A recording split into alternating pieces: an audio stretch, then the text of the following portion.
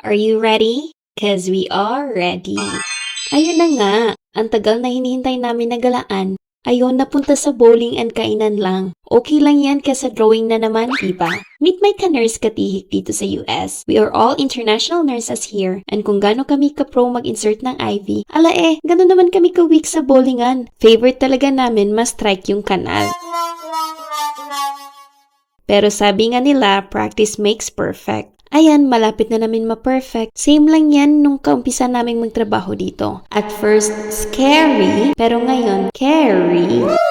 1 hour and 30 minutes ngayong binook namin dito. Wrong choice siya mga katihik. Nadagdagan lang ang back pain ng mga nurse katihiks nyo. Pero, it's okay. We had a lot of fun and minsan lang talaga matuloy yung mga galaan namin. Drawing lang palagi.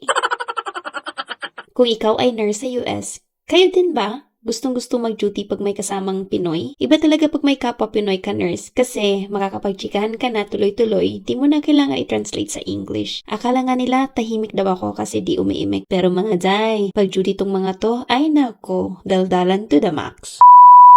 After burning calories, anong next? Of course, replace the calories. Ay, di ganyan.